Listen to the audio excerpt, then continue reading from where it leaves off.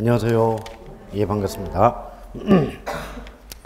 자, 오늘 이렇게 눈이 갑자기 많이 내리네요. 예. 첫눈인가요? 아니에요? 첫눈은 아닙니까? 눈을 본 지 오래돼가지고요. 자, 오늘은 저번 시간에 이어서 투자론 79쪽인가요? 부동산 투자 위험과 수익? 했습니까? 그럼 그 뒷장에 소득이득 계산과 자본이득의 계산까지도 말씀드렸나요? 예, 그렇다면 이제 수익률 부분 들어가면 돼요. 예. 자, 이제 수익률 그러면 뭐 교과서에도 나와 있지만 투하된 자본에 대한 순수익의 비율이다. 이런 표현이 나와 있지 않습니까? 80조. 아니에요? 위험하면 돼요? 예. 꽤 많이 나갔네요. 이야, 이렇게 나가면 이제 뭐. 자, 방금 81쪽의 3번 위험 분석 부분이죠. 자, 1번의 위험의 의미를 보니까 자, 우리가 이렇게 한번 생각해 볼까요? 위험이라고 할 때는요, 우리 투자의 목적은 무엇입니까? 수익의 획득이 목적이 되겠죠. 근데 수익은 투자와 동시에 발생하는 것이 아니라 일정 기간 후에 발생할 수밖에 없겠죠. 근데 그 일정 기간 후라고 하는 것은 시점으로 따지면 과거, 현재, 미래 중에 어디에 해당이 됩니까? 미래 또는 장래라고 말할 수 있겠죠. 근데 우리의 미래 또는 장래는 확실해요? 불확실해요? 불확실하죠. 그래서 이때 수익은 장래의 불확실한 수익이다 라고 볼 수가 있겠습니다. 자, 그랬을 때 내가 예상했던 수익과 그 다음 실제 발생한 수익이 서로 일치하지 않을 가능성, 이것을 우리는 위험이다 이렇게 말할 수가 있다는 거죠. 그런데 내가 왜 예상한 수익과 실제 발생한 수익이 어긋날 수밖에 없는가? 우리의 미래는 어떠니까요? 불확실하니까요. 그래서 예쁘게 표현하면 위험이란 장래의 불확실성으로 인하여 예상한 수익률 또는 예상한 결과와 실현 수익률 또는 실제 수익률이 서로 어긋날 가능성 또는 일치하지 않을 가능성을 우리는 위험이다 이렇게 표현해 볼 수가 있습니다.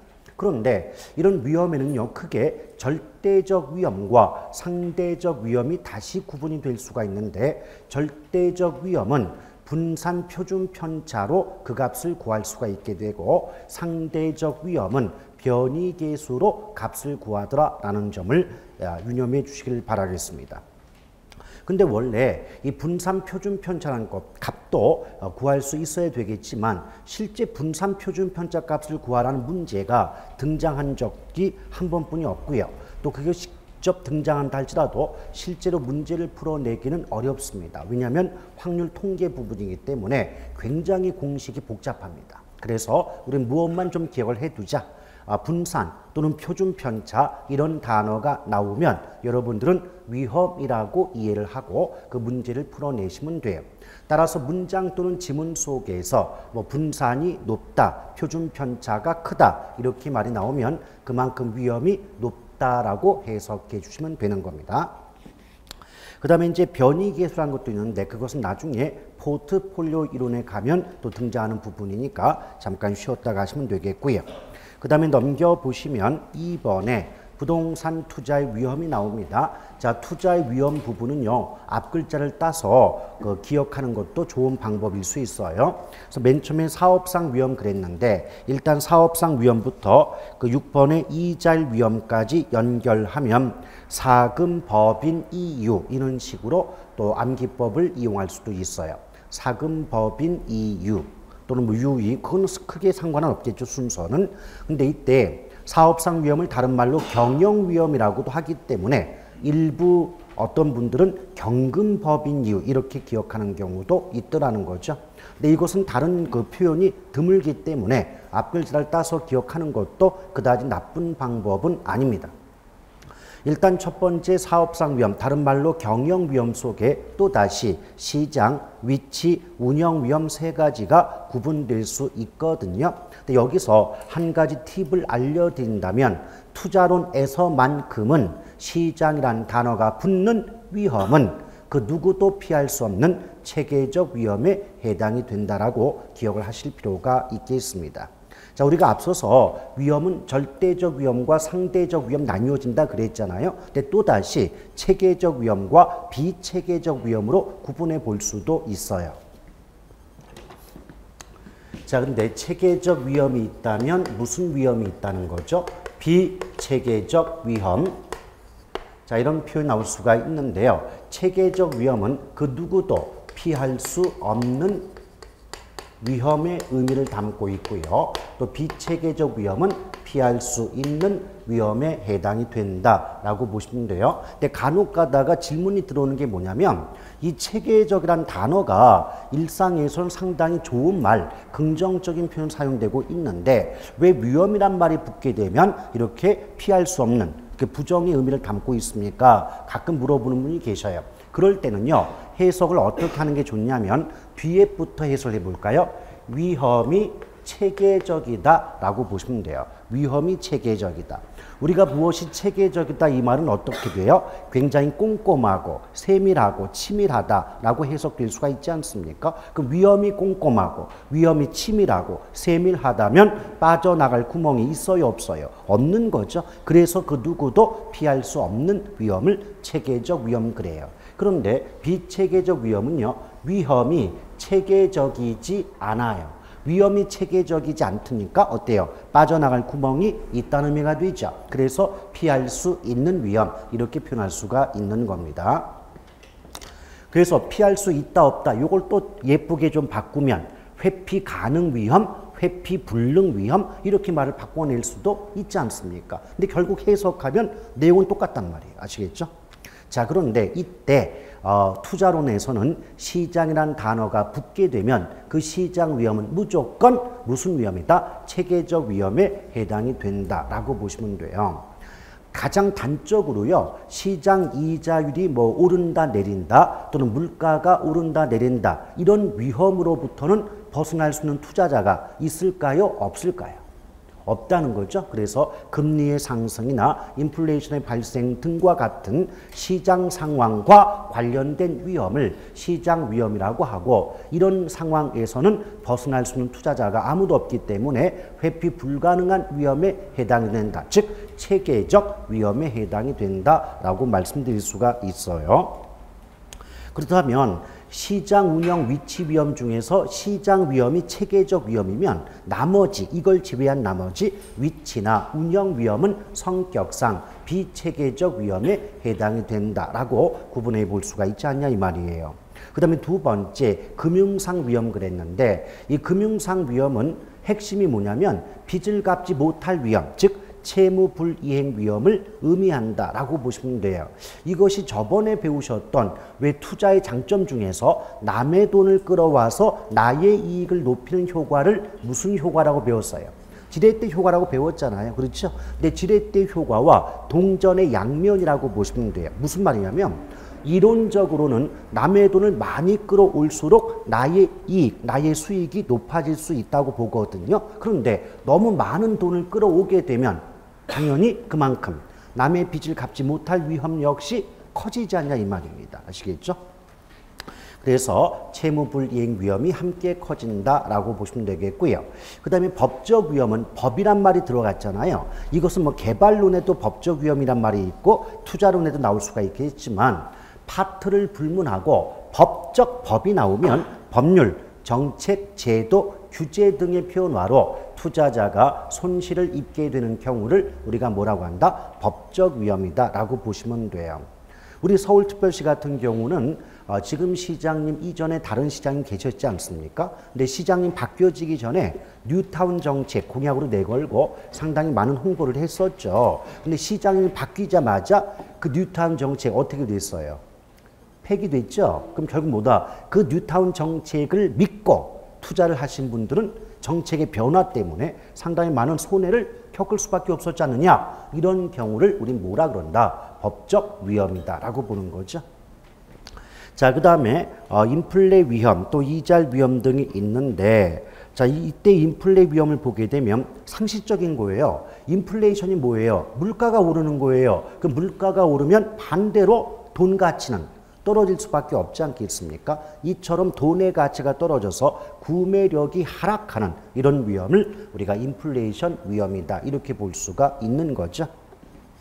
자, 그래서 그 인플레 위험에서 두 번째 줄의 중간을 보면 물가 상승에 의해 화폐의 실질 구매력이 떨어짐에 따라 발생하는 위험을 인플레 위험이라 한다 이렇게 말이 나와 있지 않습니까? 그렇죠? 자, 그 다음 가로 5번의 유동성, 다른 말로 환금성 위험 그랬는데 여러분 환금이란 말의 뜻이 뭘까요? 환은 바꾼다, 교환한다의 뜻이고 금은 현금의 뜻입니다. 그러니까 부동산을 현금으로 바꾸는 과정, 이 말을 쉽게 말하면 부동산을 거래하는 거죠. 부동산의 거래가 이루어져야 부동산이 현금화할 수 있는 거 아니겠습니까? 그런데 그 과정 속에서 시장 가치가 어떤 낮아질 가능성, 시장 가치의 손실 가능성을 우리가 유동성 또는 환금성 위험이라고 하는데요. 가장 대표적인 케이스가 뭐라고요? 금매라고 보시면 돼요. 자, 내가 정상적인 거래라면 A라는 주택이 2억의 거래가 돼야 되는데 내가 갑자기 이민을 가야 된다, 다른 지로 이사를 가야 된다, 그럼 갑자기 또 목돈이 필요하다, 이럴 경우에 2억의 거래가 되기 쉽지가 않다는 얘기죠. 그럼 어떻게 돼요? 1억 뭐 7천, 1억 8천에 매도하는 경우 있지 않느냐. 그럼 앉은 자리에서 2천, 3천을 까먹게 되지 않느냐. 이런 경우를 우리가 뭐라고 한다? 유동성 또는 환금성 위험이다 라고 볼 수가 있는 거죠. 자, 그렇게 보시면 되겠습니다. 뭐 이자율 위험은 크게 신경 쓸 필요까지는 없겠고요. 그 다음에 오른쪽 3번에 보면 위험과 수익의 상쇄 관계라고 나와 있는데 이게 뭐냐? 여러분 기억납니까? 복습을 한번 해볼까요? 저번 시간에 수익률 배울 때 요구 수익률 있었죠. 요구 수익률. 근데 요구 수익률은 누가 원하는 수익이다. 누가 원하는 최소한의 수익률을 요구 수익률 그러죠? 투자자예요. 그래서 제가 가로 열고 그 앞에 투자자란 말이 생략되어 있다 써놓으라고 했던 거 기억나시죠? 예. 자, 그럴 때 투자자가 원하는 최소한의 수익률이 요구 수익률인데 만약에 투자에 관련된 위험이 커지면 투자자가 원하는, 즉 요구하는 수익도 커질까요? 작아질까요? 위험이 커지면 투자자가 원하는 요구 수익도 커져요? 작아져요? 커지죠. 자, 복습합니다. 여러분 지금 복습 안 했어요, 지금. 집에 가서 복습 안 하신 티 빡빡 나는 거예요. 자, 요구 수익률은 시간에 대한 대가와 위험에 대한 대가의 합이다라고 배웠다는 거예요. 그렇죠? 이때 시간에 대한 대가는 어떤 뜻이에요? 수익이 곧바로 발생하지 않고 몇 개월, 몇 년 뒤에 발생한다고 했잖아요. 그럼 수익이 발생할 때까지 기다려야 되겠죠. 그런 기다림에 대한 보람을 뭐라 그랬어요? 시간 대가다 그랬고, 내가 위험을 무릅쓰고 투자를 했으니 그 위험을 무릅쓴 보람은 있어야 되지 않느냐. 이 부분이 뭐라고 했습니까? 위험 대가다. 자, 그럴 때 이 위험 대가 부분을 우리 뭐라고 하죠? 위험률 또는 위험이 커질수록 위험률이 커진다는 점에서 위험 할증률 이렇게 말한다 하지 않았습니까? 그렇죠? 그럼 어떻게 될까요? 투자와 관련된 위험이 커질수록 위험률은 더욱 커질까요? 작아질까요? 위험이 커지면 투자자가 원하는 수익이 투자자가 자 위험을 무릅쓰고 투자를 했잖아요. 그 위험을 무릅쓴 보람이 위험 대가, 위험률이란 말이에요. 그 위험이 크면 클수록 그 위험에 대한 대가가 커져요? 작아져요? 커지죠. 그렇다면 결과적으로 위험률이 높아지겠죠. 그럼 요 부분이 높아지면 이걸 합한 값인 투자자의 요구 수익률도 커진다라고 말씀드린 바가 있지 않습니까? 그렇죠? 그럼 결과적으로 투자자가 원하는 요구 수익률이 높아지겠죠? 그럼 가운데 과정이 없다고 보면 위험이 커질수록 요구하는 수익도 커지겠죠. 이래서 위험과 수익은 같은 방향이니까 비례 반비례. 이때 위험과 수익의 비례 관계를 상쇄 관계다 이렇게 말하는 거예요. 아시겠죠? 근데 저기서 엄격한 의미를 따져보면 여러분 민법 배우셨죠? 민법에 보면 과실상계라는 게 있거든요. 과실상계가 한마디 말하면 뭐예요? 퉁친다. 이게 퉁친다의 뜻이에요. 아시겠어요? 상쇄한다는 건 뭐냐면 위험이 크면 더 큰 수익으로 퉁치겠다. 이걸 더 큰 수익으로 퉁치니까 위험이 커짐에 따라서 좀 더 많은 수익을 원하게 되고, 그렇죠? 그 위험과 수익을 서로 바꾸니까 어떻게 돼요? 상쇄시킨다, 상쇄한다, 이렇게 말이 나올 수 있다는 겁니다. 아시겠죠? 근데 그 말이 어려우시면 그냥 위험과 수익의 상쇄 관계란 위험과 수익의 비례 관계를 의미한다. 그렇게만 기억하셔도 문제를 푸는 데는 지장이 없어요. 그래서 거기 보시면 첫 번째 줄에 위험과 수익은 비례 관계를 갖는다는 말이 아니 결론은 나와 있습니다. 그러면서 내용을 따져보면 위험이 클수록 요구하는 수익률도 커지니까 또 이런 관계를 위험과 수익의 상쇄 관계, 다시 말하면 위험이 클수록 위험 대가인 위험률이 커지게 되고 결과적으로 요구 수익률이 오르게 되지 않느냐, 이렇게 지문이 구성되어 있지 않습니까? 근데 이 7, 8에 써놨던 내용은 똑같은 거 아니에요? 위험이 커지면 위험률이 커지고 결과적으로 요구 수익률이 커진다. 그러니 위험과 수익은 같은 방향 비례 관계다. 이걸 위험과 수익의 상쇄 관계라 한다 이 말이죠. 그 다음에 이런 위험을 어떻게 처리할 수 있겠는가? 그 처리 방법이 나와 있습니다. 일단 가로 1번부터 가로 4번까지 제목을 훑어보면 위험한 투자를 배제한다, 위험 조정 할인율, 보수적 예측, 또 민감도 분석, 이런 방법들이 쭉 있지 않습니까? 그렇죠? 자, 이때 위험한 투자를 제외한다. 말 그대로 해석하시면 돼요. 위험이 있으면 투자 한다, 안 한다? 안 한다는 거예요. 그렇죠? 오케이? 자, 그런데 여러분 생각해 보십시오. 여기 투자자의 요구 수익이 시간에 대한 대가와 위험에 대한 대가의 합이라고 보았잖아요. 그렇죠. 근데 내가 위험을 무릅쓰지 않겠다. 위험한 투자를 배제하겠다. 그러면 위험에 대한 대가를 내가 원한다, 원하지 않는다. 위험을 무릅써야만 위험 대가가 있는데 위험을 무릅쓰지 않는 거 아닙니까? 그렇죠. 그럼 어떤 부분만 있다? 시간에 대한 대가만 있는 거죠. 전에 우리 뭐 배웠어요? 시간 대가에 해당하는 것은 무위험률이다 그랬잖아요. 그 시간만, 그 기간만 지나면 별다른 위험 없이 수익을 얻을 수 있기 때문에 무위험 수익률, 줄여서 무위험률이다 라고 말씀드리지 않았습니까? 그럼 이런 말 가능해요? 위험한 투자를 제외 또는 배제시키는 전략 또는 방법을 채택하는 경우에 획득 가능한 수익률은 무위험 수익률밖에 없다. 이런 식의 말이 가능할 수가 있잖아요.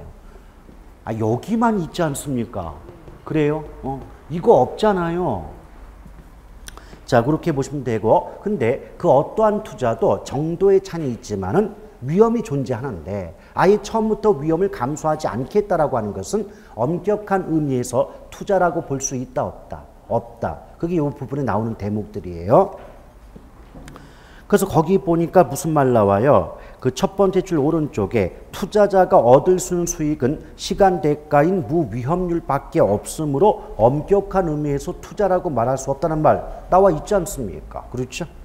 그 다음에 위험 조정 할인율 나오는데요. 이때 위험 조정 할인율을 여러분이 알고 계신 말로 바꾸면 요구 수익률입니다. 이게 요구 수익률이에요.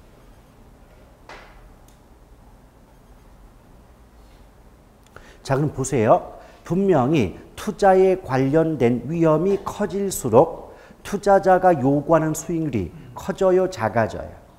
커지죠. 그게 위험 조정 할인율 적용이에요. 그래서 거기 보니까 첫 번째 줄의 맨 오른쪽 위험이 클수록 보다 높은 할인율, 즉 요구 수익률로 순수익을 할인한다는 말 나와 있지 않습니까? 그렇죠? 그러니까 한마디로 압축하면 투자에 관련된 위험이 크면 클수록 보다 높은 요구 수익률을 적용하는 방법이 뭐다? 위험 조정 할인율 적용이에요. 근데 그 뒤에 보면 뭐 투자 가치를 낮춘다 이런 말 나오지 않습니까? 근데 투자 가치와 관련된 공식이 뭐냐면, 자, 투자 가치를 구하는 공식은 상당히 간단해요. 요 분모값이 요구 수익률이고요. 그 다음에 분자값이 순수익이 돼요. 그래서 요구 수익률 분의 순수익으로 구하는 게 투자 가치거든요. 그런데 좀 생각해 봐요. 분명히 위험이 커질수록 뭐가 커진다고요? 요구 수익률이 커진다 그랬죠. 그럼 이 공식에서 요구 수익률은 분모잖아요. 분모. 분모 값이 커지면 몫이 커져요, 작아져요?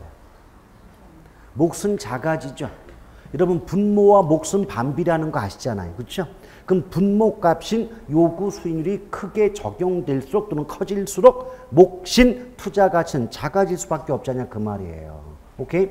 이런 방법을 뭐라 그런다? 위험 조정 할인율의 적용이다. 이렇게 말하는데요. 맛보기를 한번 보여드리면 투자 가치가 뭐냐면 좀 주관적 가치인데 투자자 입장에서 느끼는 가치를 뭐라 그런다? 투자 가치다 이렇게 말해요. 예를 들어서 똑같은 A라는 상가를 보면서도 기억이라는 투자자는 저거 한 8억쯤 돼 보인다. 니은이라는 투자자는 한 7억 5천쯤 돼 보인다. 또 디귿이라는 투자자는 저거 한 10억은 돼 보이는데 라고 생각할 수가 있잖아요. 그 말이죠. 그럼 어때요? 같은 물건을 놓고도 투자자마다 느끼는 가치는 같을까요? 다를까요? 다르겠죠. 그럼 투자자마다 다르게 되면 객관적이에요? 주관적이에요? 주관적이죠. 그래서 투자 가치는 주관적 가치다. 이렇게 말할 수 있거든요. 오케이? 그런데 예컨대 이렇게 투자 가치가 이제 10억이래요. 투자 가치가 10억인데 여기서 또 시장 가치란 말이 나오거든요. 근데 시장 가치는 그 물건의 가격이라고 보시면 돼요. 오케이? 자, 우리가 길을 걷다가 어떤 투자자가 A라는 상가를 보고 저거 한 10억은 돼 보인다. 생각이 들어가지고 그 주변에 공인중개사무소에 문의를 해봤답니다. 저 중개사님 그 건물 얼마에 나왔습니까? 라고 물어봤더니 그거요 8억의 매물로 나왔습니다. 라고 했대요. 싸요 비싸요? 지금 나는 얼마로 봤어요? 10억. 가격 물어봤더니 얼마래요? 8억. 싸다 비싸다? 싸다. 산다 안 산다? 투자하는 거예요. 이걸 뭐라고 한다? 투자 가치가 시장 가치보다 클 때는 타당성이 있다고 판단되어 해당 투자 대안을 채택한다. 라고 말하는 거예요. 그 말은 뭐예요? 요거 괜찮네 산다 이거 아니에요. 괜찮네 싶어 산다 이 말을 개론해선 타당성이 있다고 판단되어 해당 투자 대안을 채택한다 이렇게 말을 바꾸는 거 아니겠습니까? 그래요? 오케이? 그럼 봐봐요. 이걸 제가 왜 말씀드렸냐면 위험이 커질수록 요구 수익률 커지는 거 이해되죠? 그럼 이 분모값이 커지면 몫에 해당하는 투자 가치가 낮아지는 것도 이해가 되죠. 그런데 그렇게 투자 가치를 낮게 적용했음에도 불구하고 그 물건의 시장 가치, 즉 가격보다 크거나 같다면 그때는 투자를 하더라도 별다른 위험이 있다 없다? 없다는 거예요. 아시겠습니까? 오케이? 이걸 우리가 위험 조정 할인율의 적용이다 이렇게 말합니다. 그 다음에 그 아래 보면 보수적 예측이란 말 나오죠. 근데 보수적 예측 보면 얘는요. 그 주식에 조금이라도 관심이 있는 분들은 증권방송 많이 보시잖아요. 거기 전문가라고 하는 분 나오면 꼭 그 얘기합니다. 여러분 보수적으로 예측하십시오. 이게 뭐냐. 가급적이면 예상되는 수익, 즉 기대되는 수익률을 낮게 보란 얘기예요. 예컨대 우리 부동산 따지면 A라는 상가에 투자하면 대부분의 경우는 10% 정도의 수익은 나올 거라고 예상이 된다. 이럴 때 나는 10%가 아닌 6% 정도의 수익만 나올 거라고 보는 걸 뭐라고 한다? 보수적 예측이다. 이렇게 말해요. 그래서 좀 더 예쁘게 포장하면 가급적 기대되는 수익률은 낮게, 기대되는 또는 예상되는 지출 비용은 높게 적용하는 방법을 뭐라 그런다? 보수적 예측이다. 근데 생각해봐요. 예상되는 수익은 가급적 낮게, 지출 비용은 가급적 높게 적용한다는 것은 어때요? 수입은 되도록이면 낮게, 지출 비용은 되도록이면 높게, 그만큼 나에게 더 떨어지는 떡고물은 작아지겠죠.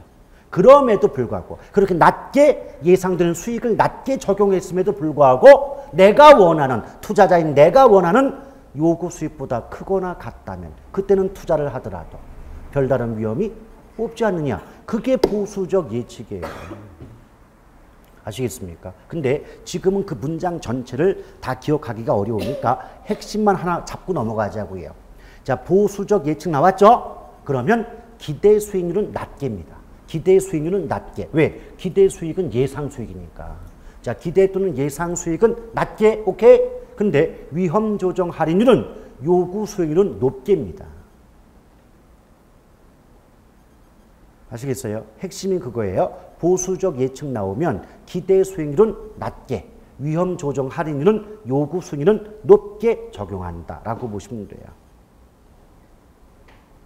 됐습니까? 그런데 이게 모의고사라든지 기출문제 지문에서도 보면 어떻게 여러분의 혼란을 유발하냐면 분명히 보수적 예측 나오면 기대되는 수익은 낮게 예측하고 또는 적용하고 위험 조정 할인율은 요구 수익률은 높게 적용하는 거 아니겠습니까? 그걸 거꾸로 뒤집는 거예요. 기대 수익은 가급적 높게 예측하는 방법이 있고 요구 수익은 가급적 낮게 적용하는 방법이 있다. 그럼 기대 수익, 요구 수익 어디서 들어본 바는 있거든요. 그럼 높다, 낮다 위치를 바꿈으로써 우리의 혼란을 유발하는 경우가 상당히 많습니다.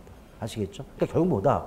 외우는 게 나쁘다는 건 아닌데 외우더라도 좀 정확히 외우든지 아니면 외우려면 정확히 외우든지 그게 어려우면 이해를 하든 둘 중 하나를 해야 돼요. 어설프게 외웠다면 글자 위치 하나 바꾸잖아요. 그대로 초토화시킬 수 있어요. 40문제 하나도 못 맞추게 만들 수 있습니다. 자, 그 다음에 민감도 분석을 했는데 요거는 좀 내용이 원래 표현대로 쓰려면 되게 어렵습니다. 일단 원래 교과서적 표현대로 한번 제가 말씀드려 볼게요. 자, 민감도 분석이란 독립변수의 변화에 대한 종속변수의 변화 정도를 측정하는 방법이다. 뭐 독립변수가 뭐 종속, 이건 뭐 되는 거야 이게. 아시겠어요? 또 그 말을 또 예쁘게 또 포장하면 투입 요소에 따른 결과치의 변화 정도를 분석하는 방법이다. 그럼 투입 요소가 뭐고 결과치가 뭔데 이걸 어떻게 문장을 통해서 파악이 되겠냐 그 말이에요. 그럼 하나씩 이해를 해보자는 거죠. 투자의 결과가 뭘까요? 수익의 발생입니다. 투자의 결과는 수익의 발생 또는 수익입니다. 그렇죠? 그럼 투입 요소는 뭘까요? 그 수익에 영향을 주는 여러 가지 요인들의 뜻이에요. 오케이? 따라서 민감도 분석을 우리가 아는 말로 좀 해석을 해드리면 수익 발생에 영향을 주는 요인, 어떤 원인들을 변동시켰을 때 그 결과인 수익이 얼마만큼 크게 또는 작게 변동하는가의 크기를 뭐라 그런다? 민감도라 그래요. 그럼 예컨대 민감도가 크다 이 말은 수익에 영향을 주는 원인이 조금만 변동하더라도 그 결과인 수익이 큰 폭으로 증가 또는 감소하지 않냐 그 말이에요. 뭔 말인지 알아듣습니까? 이거 이상으로 더 쉽게는 못해요. 이 말 자체가 이러니까. 아시겠죠? 자, 우리가 원인을 요만큼 바꿨대요. 원인이 요만큼 바뀌었대요. 근데 결과가 이따만큼 바뀌었대요. 그럼 원인의 변화보다 결과의 변화가 크죠. 오케이? 근데 이 결과가 뭐다? 수익이다. 원인은 수익에 영향을 주는 여러 가지 요소다라고 보시면 돼요. 오케이? 그래서 수익에 영향을 주는 원인 또는 요소를 조금만 변동시킬지라도 그 결과인 수익이 큰 폭으로 늘거나 큰 폭으로 줄어드는 경우를 우리 민감도가 크다 이렇게 말을 한다는 거예요. 오케이? 근데 여러분 상식적으로도요. 어떤 투자가 좀 안정적인 투자다라고 한다는 것은 수익이 안정적이고 규칙적으로 발생한다는 의미가 되지 않겠습니까? 그렇죠? 그러면 안정적이고자 한다면 변동폭이 커야 돼요? 작아야 돼요? 작아야 돼요. 그러니까 원인을 조금만 변동시켜도 결과가 크게 변동한다는 것은 민감도가 크다는 것이고 그것은 그만큼 그 투자 대안이 안정적이다, 불안정하다. 불안정하다는 거죠. 그럼 불안정하다는 것은 그만큼 무엇이 높다는 뜻이다. 위험이. 그래서 결론이 뭐냐면 민감도가 클수록 위험이 큰 투자 대안으로 평가된다. 이런 식의 표현이 나올 수밖에 없는 거예요. 자, 그래서 좀 더 구체적인 내용 설명은 우리가 이제 기본 수업이나 심화 수업을 거치면서 진행이 될 것이고요. 지금은 뭐만 좀 기억하자. 수익에 영향을 주는 원인을 변동시켰을 때 그 결과인 수익이 얼마만큼 변동하는가를 민감도라고 한다. 근데 민감도가 크다는 것은 원인을 조금만 변동시켜도 결과인 수익이 크게 늘거나 크게 줄어든다는 뜻이다. 이건 결코 안정적이라고 말할 수 없으니까 그만큼 위험이 높다는 뜻이다. 이 정도만 기억을 하고 계셔도 한 절반 정도는 풀어요. 근데 그 문장을 좀 어렵게 표현하는 문제는 건들 수가 없어요. 그 다음 6번에 보면 평균 분산 모형이 나와 있는데요. 아니 왜 갑자기 6번이지? 5번 어디 갔습니까? 아니 숫자 제목이 2, 3, 4 다음에 5가 나와야 되잖아요. 근데 6으로 건너뛰었잖아요. 이걸 못 봤다는 건 책 안 봤다는 뜻입니다. 아시겠어요? 이 건너뛴 게 문제가 아니에요. 책을 안 보셨던 게 문제입니다. 자, 평균 분산 모형이 나오는데요. 자, 이제 복습을 해봐요. 우리가 전 시간에 수익률 배울 때 기대 수익률은 가중 뭐 하여 구한다? 평균. 가중 평균하여 구한다 그랬어요. 그래서 이 평균자가 나오잖아요. 그 말은 기대 수익률 또는 예상되는 수익률이라고 해석하시면 돼요. 그 다음에 분산이라고 하는 것은 우리 요 시간 바로 앞에 뭐라고 했어요? 절대적 위험과 상대적 위험이 있는데 절대적 위험의 크기는 분산 또는 표준 편차로 그 값을 구할 수 있다라고 말씀드리지 않았습니까? 그래서 앞으로 투자론에서 평균이란 단어가 나오면 기대 또는 예상 수익률을 뜻하고 분산 또는 표준 편차라는 단어가 나오면 위험을 의미한다라고 보시면 돼요. 따라서 평균 분산 모형을 있는 그대로 제목을 해석해 보면 투자 대상으로부터 예상되는 수익과 위험의 크기를 비교해서 좀 더 우월한 투자 대안을 선택하는 방법이라고 보시면 돼요. 그런데 여러분 내용 살펴보기 전에요. 여러분 같으면 A와 B라는 두 개의 투자 대안이 있다고 할 때 A에 투자할 수도 있고 B에 투자할 수도 있다. 이럴 때 두 A, B 투자 대안의 위험이 같다면 수익이 높은 쪽 할래요? 낮은 쪽 할래요? 높은 쪽 하겠죠? 또 A, B 투자안의 예상되는 수익이 같다면 위험이 큰 거 선택할래요? 작은 거 선택할래요? 작은 거 선택하겠죠? 그게 평균 분산 지배의 원리라고 말합니다. 그 자체를 평균 분산 지배의 원리다 이렇게 말해요. 근데 평균 분산 집어넣으니까 뭔가 있어 보이지? 우리가 상식적으로 그렇게 할 거 아니에요? 이 상식이 바로 개론이에요. 자, 그래가지고 여러분 어떤 말이 나오냐면 맨 아래에 투자 대안의 위험이 동일한 경우, 자, 위험이 같은 경우 기대 수익, 즉 예상되는 수익이 가장 높은 걸 선택하며 또 그 아래 기대 수익, 즉 예상 수익이 같을 때는 위험이 가장 낮은 대안을 선택하는 방법이다 라고 나와 있지 않습니까? 그렇죠?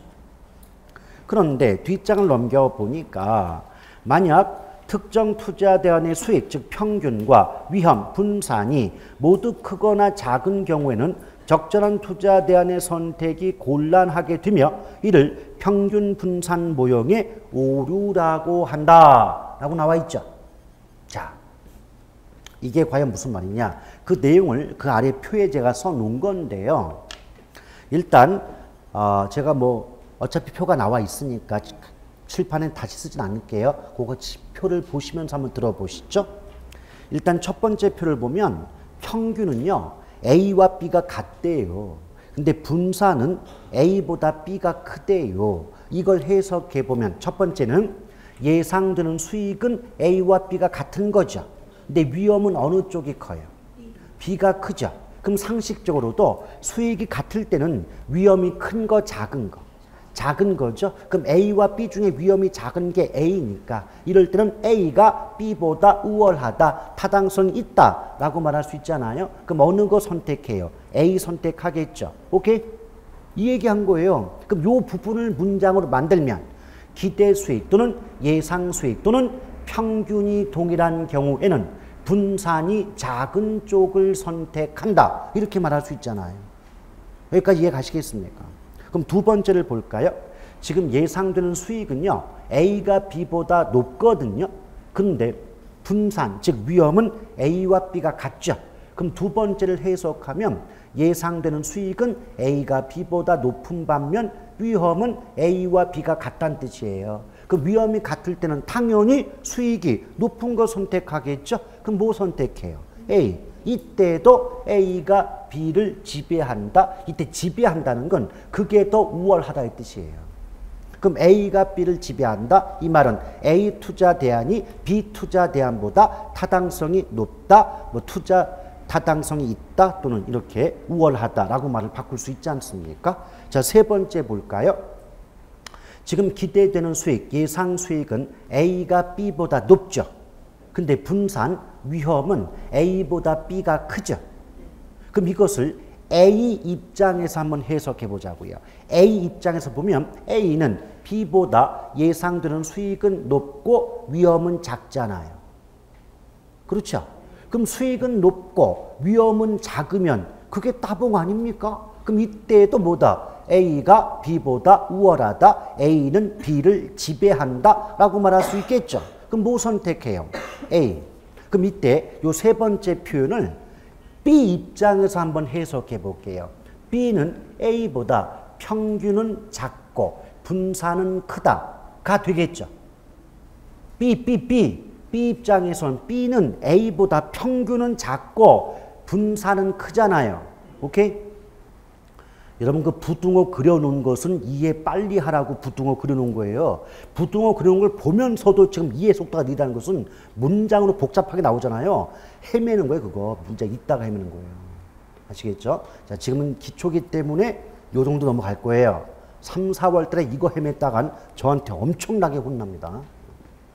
자, 그럴 때 그렇게 보시면 어떻게 돼요?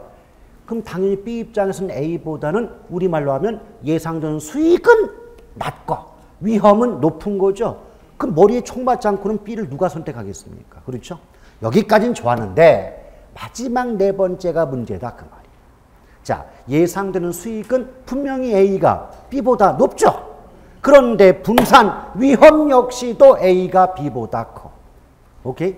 그러면 요거는 이제 문장으로 한번 만들어 보고 하나씩 끊어서 비교를 한번 해볼게요. 문장으로 만들면 A 입장에서 문장을 만들어 볼게요. A는 B보다 평균이 높으며 분산도 크다. 이걸 우리말로 해석하면 A는 B보다 예상되는 수익이 높지만 위험도 높다는 얘기 아니에요. 그렇죠? 근데 B 입장에서 본다면 B는 A보다 예상되는 수익이 작지만 위험도 낮은 거죠. 이걸 통틀어 묶으면 기출문제에서는 어떻게 말을 바꾸느냐. 서로 다른 두 투자 대안 중 어느 일방이 무슨 말? 어느 한쪽의 평균과 분산이 모두 크거나 모두 작은 경우에는 평균 분산법으로 우수한 또는 우월한 투자 대안의 선택이 곤란하다라고 말했다 그 말이에요. 왜? 이런 상황이라면 A와 B 중에 어느 게 보다 우월하다, 타당성이 높다라고 판단할 수가 없다는 거예요. 그 이유가 뭐냐? 이제 끊어봐요. 수익만 놓고 보세요. 수익만 놓고 보면 분명히 A가 B보다 예상되는 수익이 높잖아요. 그렇죠? 오케이? 근데 위험만 놓고 보면 B가 A보다 위험이 작잖아요. 그럼 수익은 높은 쪽이 우월하지만 위험은 작은 쪽이 우월하지 않냐 그 말이에요. 그럼 수익의 관점에선 A가 B보다 우월하다고 말할 수 있겠지만 위험의 관점에선 오히려 반대로 B가 A보다 우월하다고 말할 수 있지 않느냐. 그러니 A와 B 중에 어느 것이 상대방보다 더 우월하다, 우수하다, 타당성이 높다 라고 판단할 수 있다 없다? 없다는 거죠. 이해가시겠어요?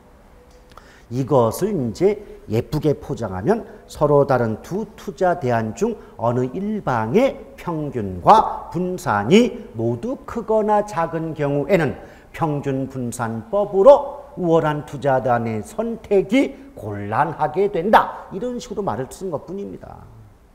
아시겠습니까? 근데 그걸 우리말로 바꾸면 야, 한쪽은 위험은 B가 좋은데 수익은 A가 높다? 어느 걸 선택하기 어렵네? 이거 얘기거든요. 이해가시겠죠? 예. 근데 이럴 때도 이렇게 어느 한쪽은 수익이 높고 또 어느 한쪽은 위험이 작다. 이래서 어느 게 좋을까 판단할 수 없을 때에도 그 중에서도 상대적으로 우월한 투자 대안의 선택이 가능한 방법이 두 가지나 있어요. 그 첫 번째가 포트폴리오고 두 번째가 변이계수예요. 그래서 그 아래 보시면 보충 강의해가지고 변이계수 나와요. 변이계수는 아까 제가 상대적 위험을 구할 때는 변이계수를 구한다 그랬잖아요. 그래서 상대적 위험을 측정하기 때문에 변이계수를 다른 말로 상대위험계수라고 한다 그 말이에요. 아시겠죠? 근데 변이계수를 가지고 상대적 위험을 측정하는 것은 이제 기본이나 심화 수업 때 할 것이고, 다만 지금은 뭐만 좀 기억하자. 평균 분산법으로 선택할 수 없는 경우에도 무슨 계수? 변이 계수 이용하면 선택할 수 있다. 요 정도만 좀 알아두셔 그 말이에요. 오케이? 자, 그 다음에 그 아래 4번에 보면 포트폴리오 나와 있죠. 자, 포트폴리오. 여러분, 포트폴리오는 뭐 많이 들어보신 기억이 있을 텐데, 그러니까 한마디로 말하면 무슨 투자예요? 분산 투자. 뭐 계란은 한 바구니에 담지 말아라. 뭐 이런 말 있지 않습니까? 혹시 여러분 그 어릴 때 기억 속에 계란 한 바구니에 담았다가 깨트려 먹은 적 그런 기억이 있습니까? 그래서 엄마한테 속된 말로 뒤지게 맞은 적 있습니까? 아, 저는 어릴 때, 그때가 한 6살쯤 됐죠. 그때 이것이 생명의 소실이구나.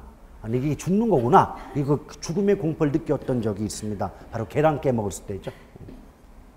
계란 깨먹었을 때. 제 기억은 제가 항상 대전에서 태어나기만 했지 돌되기 전에 서울에 왔기 때문에 서울 토박이나 마찬가지거든요. 그런데 그 당시 기억에서도 왜 그 계란을 이렇게 밀집에, 볏집에 해가지고 5개인가 이 담아서 팔았던 그런 기억이 있어요. 제가 샀던 기억이 있거든요. 있는데, 그러니까 계란이 5개니까 이렇게 들고 오다가 하필이면 그 돌부리에 걸려가지고 넘어지는 바람에 그게 다 깨졌어요. 근데 저희 집에서 계란 구경했을 때는 언제냐면 할아버지 오셨을 때. 그러니까 어머니가 특별히 이제 계란으로 반찬해 드린다고 그때만 기억이 있었거든요. 근데 그 소중한 계란을 깨 먹은 거예요. 근데 이걸 갖고 들어갈 용기가 안 납니다. 분명히 갔다가 나 맞아 죽을 것 같다. 그래서 그다음 통금 있었거든요. 통금 때문에 집에 못 가고 발발발 떨었었죠. 그래서 엄마가 찾으러 왔어요. 그래서 찾아왔는데, 아, 이놈 자식 어디 있었어? 이게 아니라 계란은? 이걸 먼저 물어보시는 거예요. 계란은? 그래서 계속 저렇게 깨졌다고 이렇게 여기서 보니까 나 그때 뭐 별이 한 수십 개가 왔다 갔다 해요. 그러면서 그때 할아버지가 또 안 계셨으면 아마 맞아 죽을 뻔했을 겁니다. 근데 그걸 갖고 왔는데 그 깨진 계란도 막 땅바닥에 막 있는 계란을 너무 막 핥아먹고 싶어가지고 그때 그런 기억이 있거든요. 여러분 그런 기억 없어요? 저만 거지예요? 저는 그런 기억이 있어요. 그런 게 있고 어릴 때 왜 감기 몸살 걸리면 정말 식욕도 없고 막 열 나가지고 막 그러잖아요. 그럴 때 저희 엄마는 약 대신에 계란 후라이 하나를 해줬어요. 그러면 그 어린 나이에 그 몸이 불덩인데도 그걸 먹으려고 일어나는 거예요. 그걸 먹으려고. 계란 후라이 하나를 먹으려고 일어났습니다. 근데 그 먹고 나면 또 나아요. 애가 먹었으니까. 그런 적도 있고요. 참. 어쨌든 참 옛날의 추억입니다.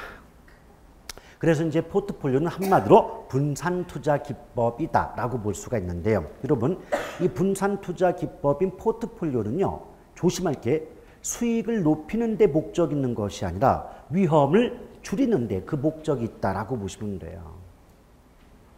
근데 이제 수익의 증진이 아니라 위험의 제거 감소의 목적이 있다. 요게 이제 포트폴리오의 핵심이 되는데 한 가지 여쭤보죠.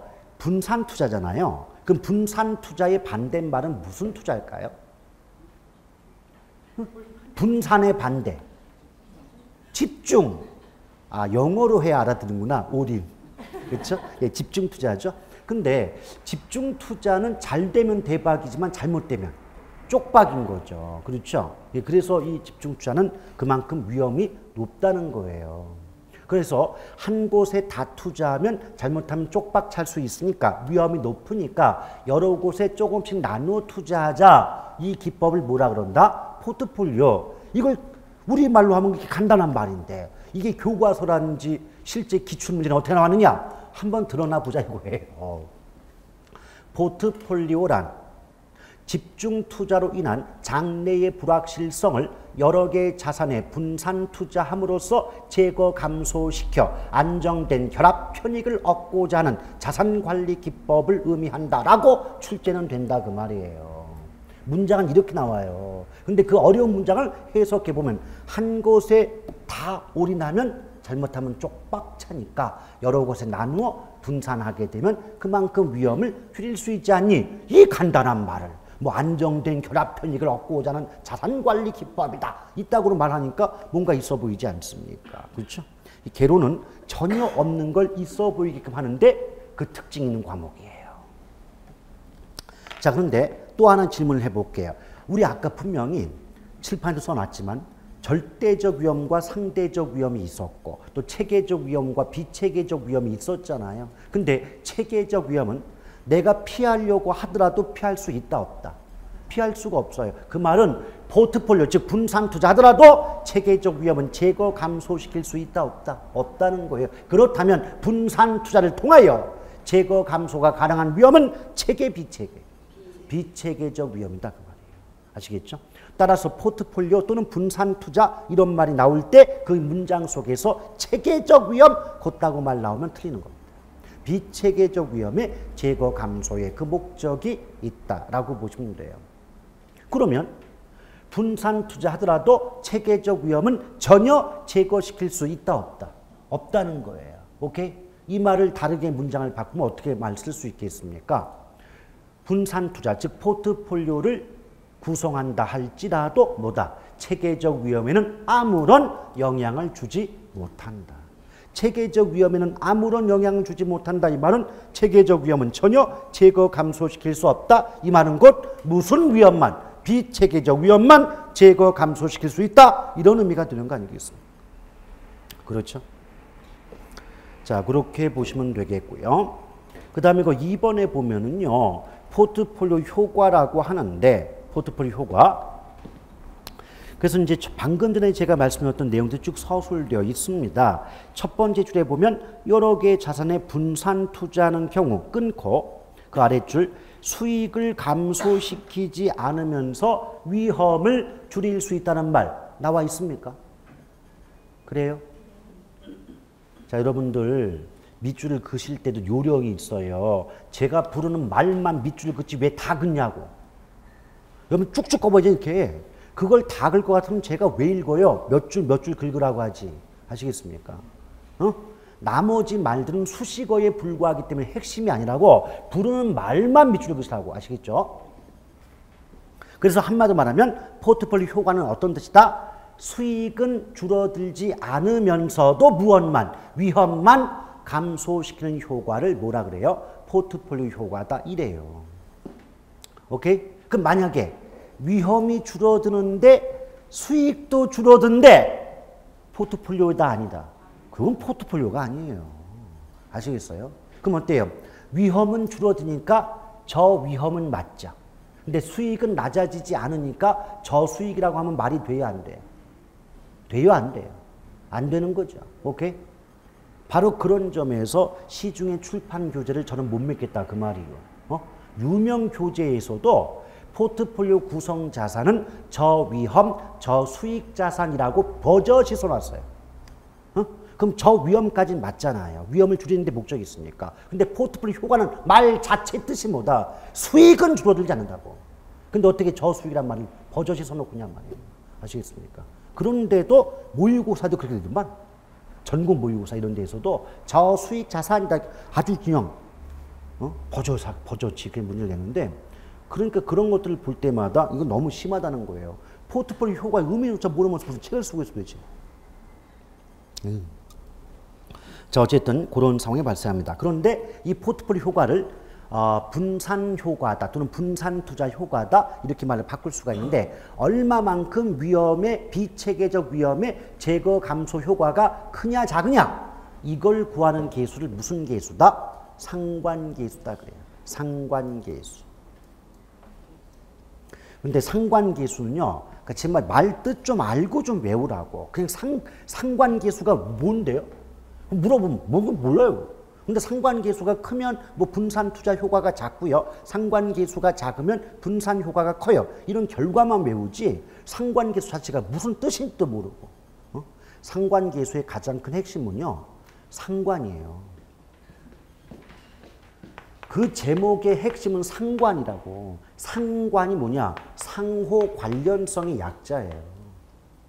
물건끼리 상호 관련성이 높을 때 상관성이 크다 그러고 상관성이 크면 결과적으로 상관계수 값도 크단 말이에요. 오케이? 그럼 어때요? 자, A와 B라는 물건이 있어요. 물건 자체는 달라요. 근데 상호 관련성이 깊대. 그럼 상관성이 높겠죠. 그 말은 비슷한 물건에 투자했네. 그렇죠? 상관성이 높다는 건 같거나 비슷하다는 얘기 아니에요. 그럼 같거나 비슷한 물건끼리 투자를 하게 되면 집중이에요, 분산이에요? 집중이 되죠? 그럼 분산 투자 효과가 클까요, 작을까요? 작아지는 거예요. 오케이? 그럼 일단 개념만 먼저 잡아봐요. 자, A와 B라는 두 개의 물건이 있다. 근데 얘들이 상호 관련성이 높다. 이 말은 상관성이 크다, 작다. 크다는 거죠. 크다는 거죠. 이 말은 동일 또는 유사한 물건에 투자했다는 의미가 돼요. 그럼 분산 투자가 아니라 뭐다? 집중 투자를 의미하겠죠? 그럼 집중 투자가 되니까 그만큼 어때요? 분산 효과, 즉 포트폴리오 효과는 크다, 작다. 오케이? 근데 여기서 상관성이 높게 되면 결과적으로 무슨 계수값이 커진다? 상관계수값이 커진다는 거예요. 그럼 상관계수값이 커지면 위험의 분산 효과, 즉 분산 투자 효과, 다른 말로 포트폴리오 효과는 작아진다. 이게 결론이라고요. 그래서 여러분들 이것만 외운단 말이에요. 상관계수가 클수록 위험의 분산 효과 또는 포트폴리오 효과는 작아진다. 이렇게만 외우고 또 뭐 다르게 변형시키면 상관계수와 분산 투자 효과는 반비례 관계에 있다. 이렇게 변형돼서 문장만을 외우고 있을 뿐이지 상관의 뜻이 뭔지도 모르면서. 아시겠어요? 예를 한번 들어볼까요? 요 A가요 장화예요. B가요 남학신이에요. 그러면 분명히 장화라는 물건, 남학신이라는 물건은 같은 물건은 아니죠. 상품의 종류는 다르잖아요. 근데 둘 다 어떤 용도로 이용이 돼요? 어떤 때 이용이 돼요?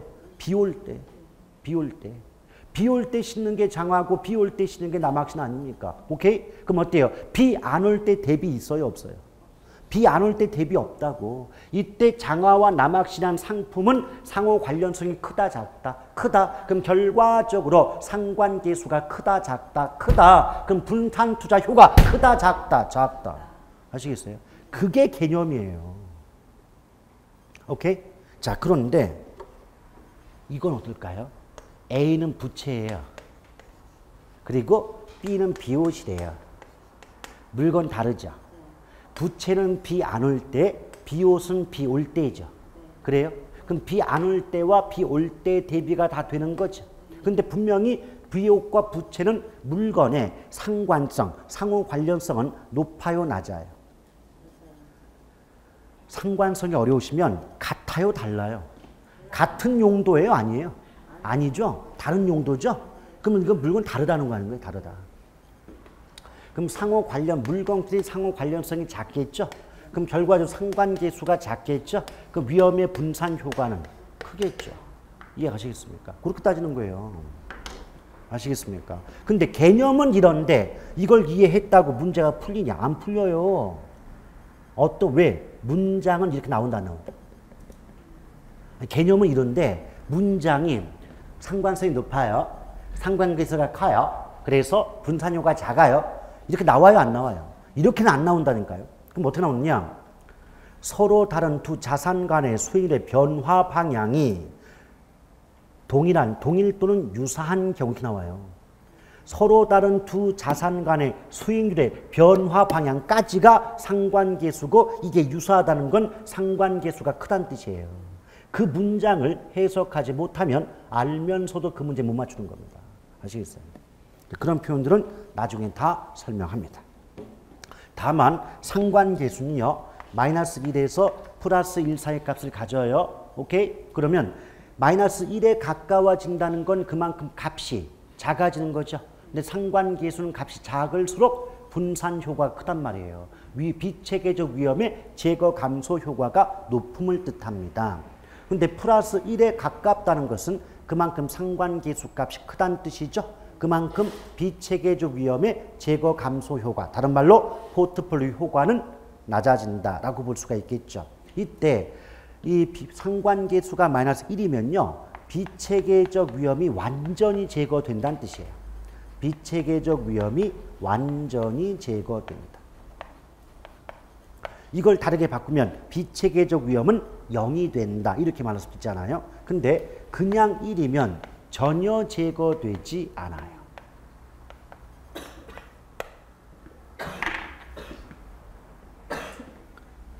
됐습니까? 예. 그런데 이때 문제를 좀 쉽게 내시는 분들은요. 처음부터 상관계수가 1에 가깝다 또는 마이너스 1에 가깝다 이렇게 써주면 금방 알아듣잖아요. 그렇죠? 그런데 어렵게 내는 사람도 있어요. 어렵게 내는 사람. 한번 드러나 보세요. 이렇게 낸 적이 있어요. 서로 다른 두 자산 간의 수익률의 움직임이 완전한 음해상관관계에 있는 경우 비체계적 위험은 0까지 제거 가능하다라고 나온 적이 있어요. 이때 서로 다른 두 자산 간의 수익률의 움직임 상관계수 완전한 음해상관관계 마이너스 1 비체계적 위험은 완전히 제거 가능하다 그 뜻이에요. 그러니까 우리가 아는 말로 바꾸면 상관계수가 마이너스 1이 되면 비체계적 위험은 0까지 제거할 수 있다. 이 말을 출제자는 서로 다른 두 자산 간의 수익률의 움직임이 완전한 음해상관관계에 있는 경우 비체계적 위험은 완전히 제거시킬 수 있다라고 문장을 바꿔낸 적이 있다 그 말입니다. 아시겠어요? 그러니까 출제자가요 정말 갈고 닦고 한번 당해 볼래 의도해가지고 문장 내죠. 그럼 개로는 0점을 낼 수도 있어요. 하나도 못 맞추게 만들 수 있습니다. 그러니까 그 문장을 근데 여러분 생각해봐요. 제가 항상 왜 이해를 먼저 강조하죠? 이 어려운 문장을 다 외웠다 이거예요. 만약에 토시 하나 안 띄고 다 외웠어. 그 문장을 또 출제자는 다르게 안 바꾼다는 보장이 어디냐. 그렇잖아요. 같은 내용 가지고 수십 개의 문장을 만들 수 있는 게 출제자들인데. 그렇죠? 그러니까 문장을 외우기 전에 그 문장 속에 담겨있는 뜻이 뭐고 개념이 뭔가를 잡지 못하면 아무리 많이 외워봤자 점수 얻을 수 없다는 얘기입니다. 아시겠죠? 좀 쉬었다 갈게요.